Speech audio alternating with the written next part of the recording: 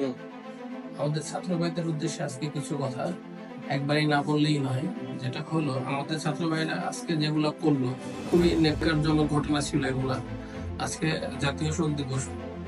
আজকে জাতীয় শোক দিবস ছিল 15ই আগস্ট। 15ই আগস্ট উপলক্ষে যে জাতীয় শোক দিবস ছিল সেটা আজকে ক্যান্সেল করা হয়েছে।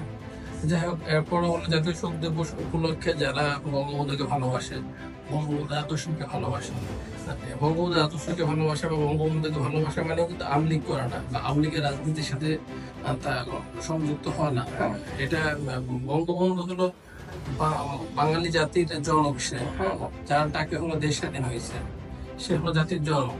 তার সমাধিতে যে কোনো লোক আসতে পারে, সর্বস্তরের লোক আসতে পারে, সেটা আমলিগ, বিএনপি, জামাত বা আদার্স যে কোনো লোক হোক। সেখানে আমরা ছোটবেলা থেকে দেখে আসছি, শিখে আসছি, শুনে আসছি, আমাদের ফ্যামিলি থেকে আসছে। আজকে সেই দেখাশোনা কোথায়? আজকে আমাদের শিক্ষা ব্যবস্থায় কোথায় নিয়ে আসছে আমাদের? আজকে আমরা উচ্চ শিক্ষায় শিক্ষিত হয়ে গিয়ে এই শিক্ষা আমরা আজকে পেয়েছি যে আমাদের ছাত্র ভাইরা আজকে যে কাজটা করলো, যে 15ই আগস্ট উপলক্ষে এখানে যত লোক আসছে সবাইকে হলো এখানে বিদ্যুতি করছে।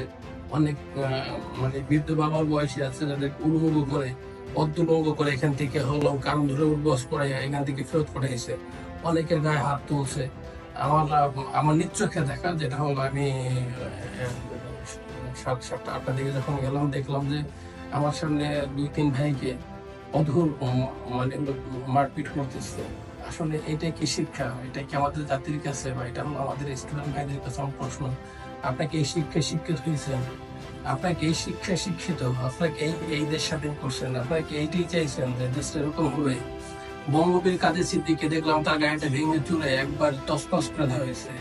বঙ্গবীর কাদের সিদ্দিক তো আওয়ামী লীগের সাথে রাজনীতি করে না, সে বঙ্গবন্ধুকে ভালোবাসে, বঙ্গবন্ধুর আদর্শের সৈনিক। আমার সবাই বঙ্গবন্ধুর আদর্শের সৈনিক। সে বঙ্গবন্ধুর সাথে একসাথে মুক্তিযুদ্ধ করছে।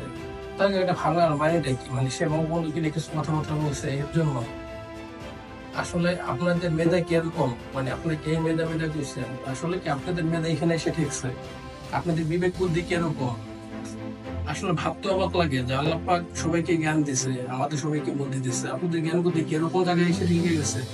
এবার এই যে যেসব কাজ করতেছেন, আপনাকে একবার ভাবতেছেন যে এটা কি করতেছেন, এগুলো ভবিষ্যৎ পরিণতি কি হবে? আপনাদের থেকে আমাদের মানে সামনে যে এইসব মানে প্রজন্ম আসতেছে, তারা কি শিখতেছে? আমাদের জুনিয়র ছোট ভাই বোনেরা যারা আছে, আমাদের ছেলে মেয়ে যারা সামনে আসবে, এরা কি শিক্ষা নেবে? এই আপনাদের এগুলো থেকে কিন্তু শিখবে, আপনাদের এগুলো দেখে এইসব শিক্ষা নেবে। তাহলে ভবিষ্যতে আপনারা আমার সাথে তো এরকম কিছুই হবে, তাই না?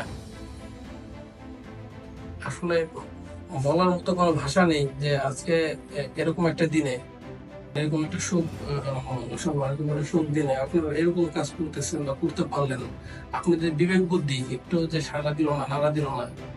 আল্লাহ পাক আপনাদেরকে জ্ঞান বুদ্ধি দিছে, জ্ঞান বুদ্ধি কোথায় রেখে আসছেন, কি করছেন, আপনারা সেটা ভালো বোঝেন। হয়তো আমার কথাগুলো অন্যরকম শুনতে শোনা যাচ্ছে, তবে একটা কথা মাথায় রাখবেন, একটা কথা মনে রাখবেন, বঙ্গবন্ধু শেখ মুজিবুর রহমান জাতির জনক, সে সবার জন্য ছিল। যে আমাদের তার যার ডাকে হলো দেশ স্বাধীন হয়েছে, যার ডাকে হলো দেশের অত কোটি লোক যার ডাকে সারা দিয়ে ঝাঁপিয়ে পড়ছে যুদ্ধের জন্য।